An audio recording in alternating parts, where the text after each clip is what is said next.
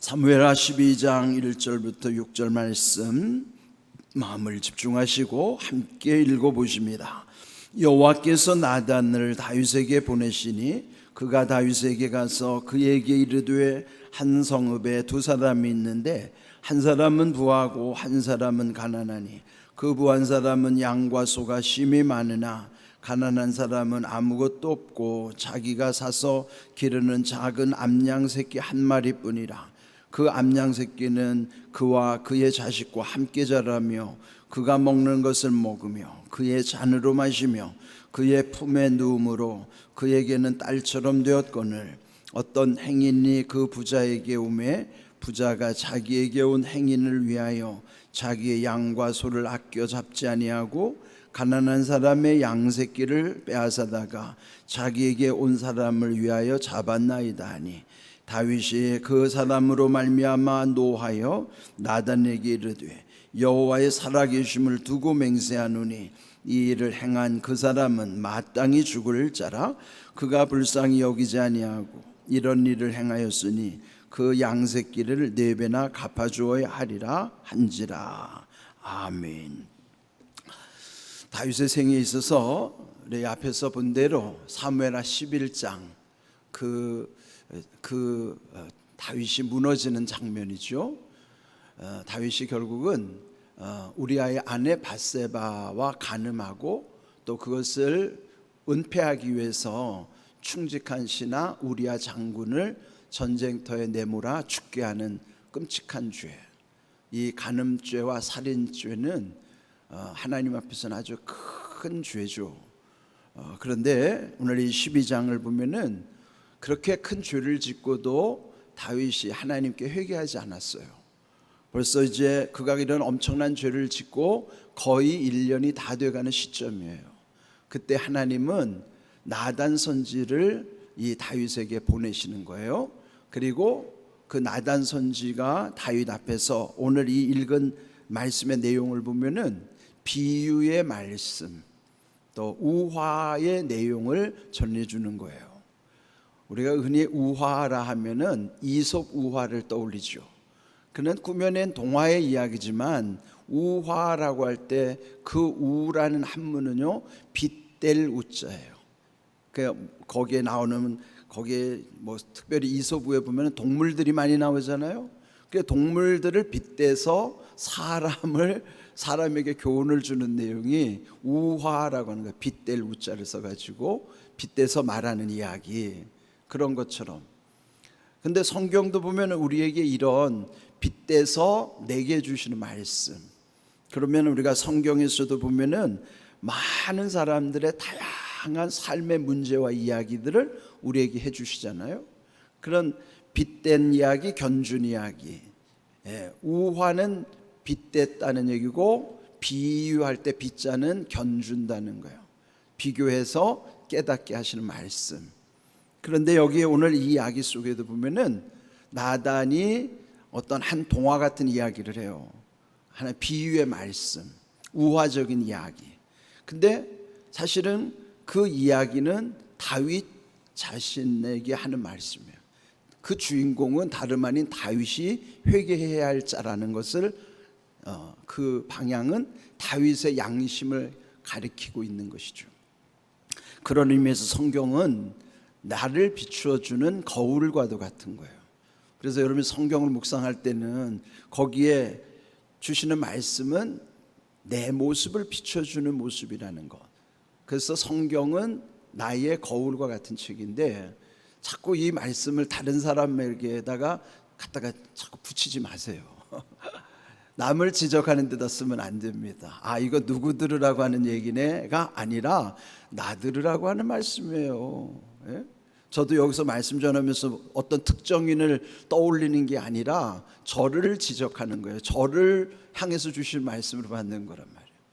그러니까 우리가 말씀을 받을 때는 하나님 앞에서 내 자신이 하나님의 음성을 듣는다고 그렇게 믿고서 이 말씀을 읽어야 은혜가 되지. 이 말씀은 이거 누구 들으라고 하는 말씀? 그런 식으로 자꾸 어떤 누군가를 자꾸 그 지적하는 데 쓰면 안 돼요. 내게 주시는 아주 정말 경고의 말씀이에요. 자, 오늘 이 말씀 1절을 보시면 하나님은 나단 선지자를 다윗에게 보내셨어요. 그리고 이제 비유의 말씀을 전하는 거예요. 다윗에게 가서 그에게 이르되 한 성읍에 어떤 성에 두 사람이 있었다. 여기 이제 두 사람을 이제 비유하기도 하고 우화로 설명하는 거예요. 그런데 한 사람은 부자였고 한 사람은 아주 가난한 사람이에요. 그러니까 부자와 가난한 사람이 어느 정도인가. 2절, 그 부자는 양과 소가 쉼이 많았다. 쉼이 많았다는 것은 헤아릴 수 없을 만큼. 그러니까 얼마나 부자란가를 우리가 상상할 수 있잖아요.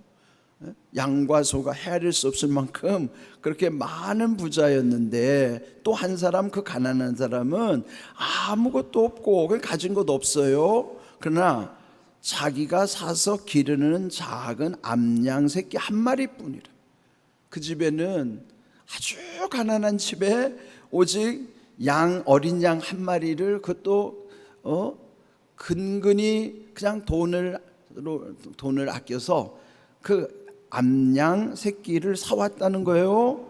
그리고 그 암양 새끼를 얼마나 애지중지하는지, 자기와 자기 자식들과 함께 자라며 그가 먹는 것을 먹으며 그의 잔으로 마시며 그의 품에 누움으로 그에게는 딸처럼 되었거늘. 그러니까 우리 생각할 때는 키우는 짐승이 그 뭐 아무것도 아니라고 생각이 쉽죠. 자, 부자가 기르는 그 쉼이 많은 양과 소는요, 그 중에 한 마리는 아무것도 아닐 수 있어요. 그런데 이 집은 오직 한 마리밖에 없는 그 어린 양, 그 한 마리는 많은 숫자 중에 한 마리가 아니에요. 그 집의 전부라고요. 요즘도 보면은 반려동물 키우시는 분들 많죠. 반려라는 뜻은 반려자라는 뜻이에요. 그는 그 집에서 키우는 개는 단순한 개가 아니에요. 그 집의 가족이지. 지금 이 양은 무슨 축산의 목적으로 키우는 게 아니고 이 집의 애완용이에요. 반려양이란 말이에요. 가족 같은 양이란 말이에요. 예?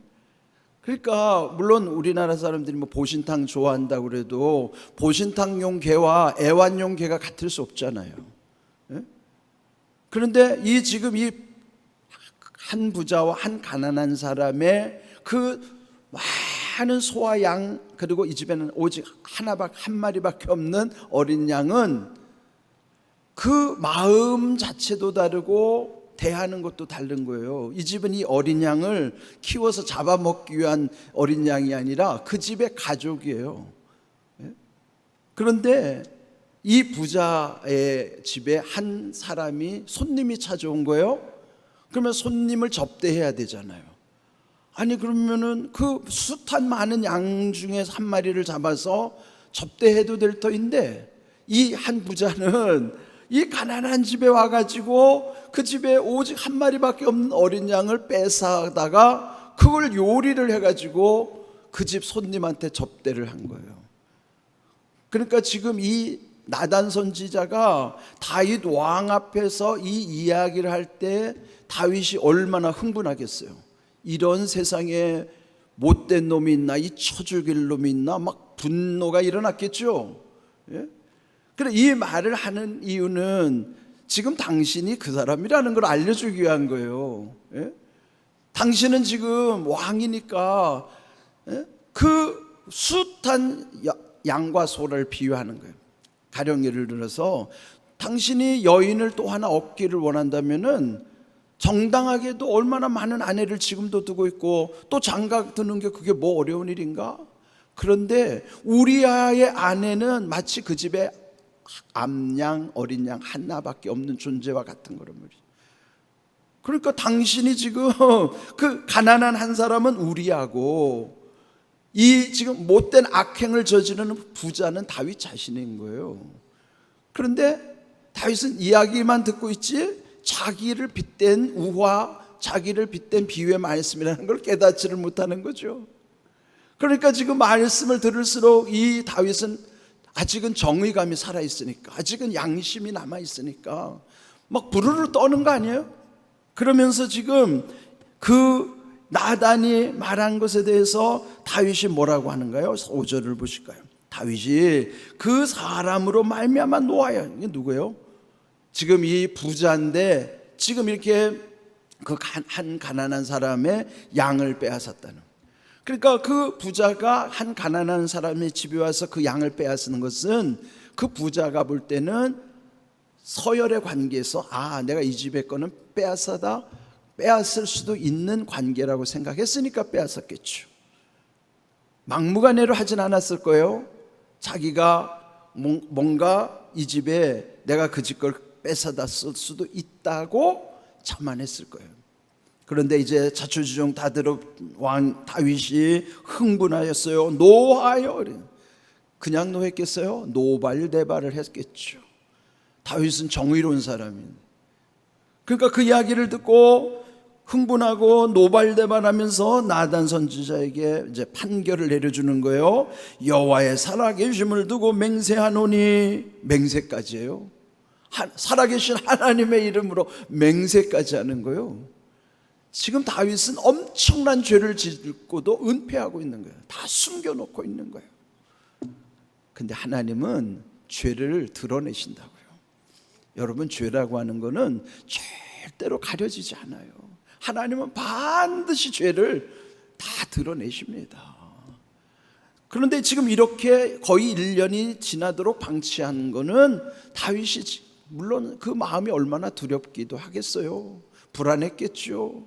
그런데도 계속 묻어두고 있는 거예요. 그런데 지금 이 다윗을 향하여 하나님이 마침내 회개할 기회를 주셨는데도, 스스로 회개할, 돌이켜 스스로 회개할 시간을 줬는데도 그 때를 이제 놓치니까 하나님은 이 나단 선지자를 직접 보내셔가지고 이런 식으로 꾸짖으시는 거예요. 이 다윗이 하나님의 살아계심을 두고 맹세하는 이 일을 행한 그 사람은 마땅히 죽을 자라. 오늘 제목이 마땅히 죽을 자라. 그 사람은 마땅히 죽을 자라 자기가 말하면서, 사실은 그가 누구예요? 말하고 있는 자기 자신이에요. 자기가 마땅히 죽을 자인 거예요 지금. 그런데 마치 자기가 아닌 듯 남을 평가하는 거예요. 우리가 그렇게 살지 않아요? 내 안에는 이렇게 흉한 죄를 갖고도 은폐시키면서 남의 작은 죄 하나를 막 드러내고 흥분하는 것 말이에요. 자기의 눈에 들보는 보지 못하고 형제의 눈에 가시 그 티를 지적하는 게 우리 모습 아니에요? 다윗이 흥분하는 모습은 나의 모습이라고요. 나의 죄는 다 숨겨두고 그저 내 이웃이나 내 가족이나 내 가까운 사람이나 그거 별것도 아닌 것 가지고 그거 가지고 시비 걸고 그거를 지적하고, 그게 우리 모습이란 말이에요. 다윗이 그러했다면은 우리도 다 그런 수준의 사람이란 말이죠. 성경에서 그래서 나를 봐야 되는 거예요. 남을 지적하라고 한 게 아니라 지금 다윗이 자기에 관한 이야기를 하고 있는데 남을 지적하고 있잖아요. 이게 누구 모습이에요? 내 모습이라고요. 그래 결국은 그가 또 6절에 그가 불쌍히 여기지 아니하고 이런 일을 행하였으니 그 양새끼를 4배나 갚아줘야 하리라. 그것도 율법의 규정입니다. 남의 것을 도둑질하면은 4배를 갚아줘야 되는 규정이 있어요. 그러니까 다윗은 그 규정은 똑똑히 기억하고 있으면서 그보다도 더 중한 간음죄와 살인죄에 대한 규정은 자기는 다 숨겨두고 있잖아요. 이게 우리의 모순이죠. 그러면서 이 다윗이 이렇게 말하는 모습이 오늘 여기 우리의 모습인 것을 깊이 새기지 않은 것이죠. 그나마 이 다윗에게는요 나단이라고 하는 선지자가 있다는 게 얼마나 중요한지 몰라요. 나단 그 이름의 뜻은 주는 자, 그래서 선물이라는 뜻도 있지만 지금 뭘 줘요? 하나님 말씀을 공급해 주는 사람이요. 나단은 선지자이기 때문에 하나님 말씀을 공급해 주는 이 나단이 얼마나 중요한 역할을 하는 거예요. 우리도요 말씀이 우리에게 공급되는 것이 그게 은혜라고요. 그러니까 여러분 말씀 있는 곳을 사모하셔야 된다고. 새벽에 이 강단에서 준엄한 하나님의 말씀, 원색적인 하나님의 말씀, 그 말씀이 나의 양심을 찔러주는 게 은혜란 말이죠. 나단의 또 하나의 뜻은 양심이라는 뜻이에요. 양심이 뭐예요? 하나님이 우리에게 주신 선한 마음이 양심이라. 그런데 이 양심이라는 게 믿는 사람이거나 믿지 않는 사람에게나 다 양심을 말하잖아요. 예? 자기는 양심이 지금 없으면서도 남들을 지적할 때는 사람이 양심이 있어야지 막 이러면서 따지잖아요. 자기 양심을 돌아봐야지 남의 양심 탓을 한단 말이에요, 우리는. 예? 나다는 양심이란 뜻이에요. 이렇게 죄를 지면 양심이 우리를 꾸짖는 거예요. 우리에게도 양심이 살아있어야 되는 거예요. 그래서 무엇을 잘못하거나 죄를 지면은 처음에는 불안하고 두렵고 두근거리고 얼굴이 화끈거리고 얼굴에 다 드러나잖아요. 그래야 정상이라고요. 그런데 이것도 점점 한두 번 서너 번 자꾸 반복되다 보면은 그게 결국은 양심이 화인을 맞게 되는 거란 말이죠. 그래서 요즘 여러분 청문회 기간에 보세요. 누가 봐도 다 들어보면 다 뻔뻔한 거짓말, 다 아는 거짓말, 앞뒤가 안 맞잖아요. 그런데도 혼자만 자기는 양심에 거리낌이 없다고 말하는 거예요. 자기는 자기 사적으로 유용한 적이 없다는 거죠. 빵을 몇백만 원어치 사다가 먹었어도 자기는 자기가 먹은 게 아니라는 거죠.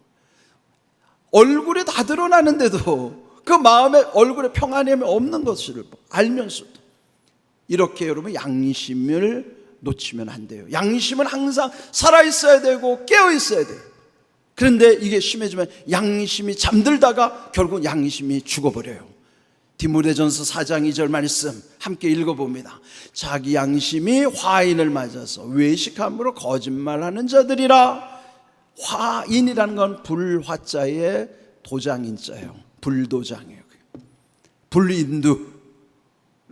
그게 우리 하나님이 주신 양심이 우리에게 은혜인데, 그럼 이 양심의 가책이 돼야 돌이켜 회개해야 되는데요, 그걸 놓치게 되면은 양심의 화인을 맞게 되면은 그 양심의 화인을 누가 주냐면 마귀가 주는 거예요.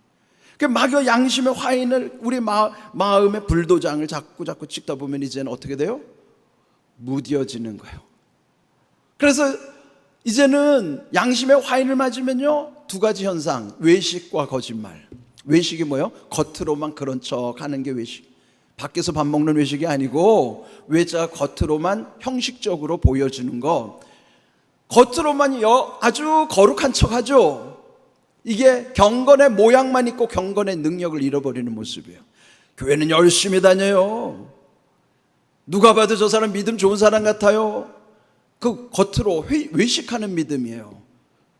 그런데 또 하나는 뭐냐? 거짓말. 아주 그냥 하는 말이 다 거짓말이에요, 다. 이 겉으로만 보이는 척하는 외식과 다 거짓말일 수밖에 없는 까닭은 양심에 화인 맞으면 누구나 그렇게 되는 거예요. 사람의 구별이 없어요. 누구라도 양심에 화인을 맞으면 다 외식하게 되고 거짓말할 수밖에 없어요. 우리는 다 그런 존재라고요. 그래서 우리는 양심이 살아있어야 되고 양심이 깨어있어야 되는데, 이 화인을 맞으면 양심이 잠들다가 양심이 죽어버리면은 그러면 이제는 외식과 거짓말이 익숙해요. 세상에 이런 사람들 적지 않아요. 우리도 이걸 두려워해야 되는 거예요. 왜 회개하라고 그러냐면 양심이 잠들지 않고 양심이 죽지 않게 하기 위해서 늘 회개하라는 거예요. 회개할 때만이 양심이 기능이 작동하지, 회개를 놓쳐버리면 언젠가는 양심의 화인을 맞아서 겉으로만 그런 척하고 남들 속일 수 있죠. 하나님은 절대 못 속이죠. 거짓말이 아주 진짜같이 해대고 그러는 거예요. 조심해야 됩니다. 이미 사울은 양심의 화인 맞아서 하나님이 버렸지만 그래도 다윗은 이런 말씀 가운데 양심이 살아나기 시작하는 거예요. 그게 차이죠. 오늘 우리에게 주시는 귀한 말씀 잘 새기셨어요. 우리가 늘 회개의 영으로 사는 게 은혜고 잘 되는 길이에요. 그런 은혜를 늘 누릴 수 있기를 주님의 이름으로 축복합니다. 아멘.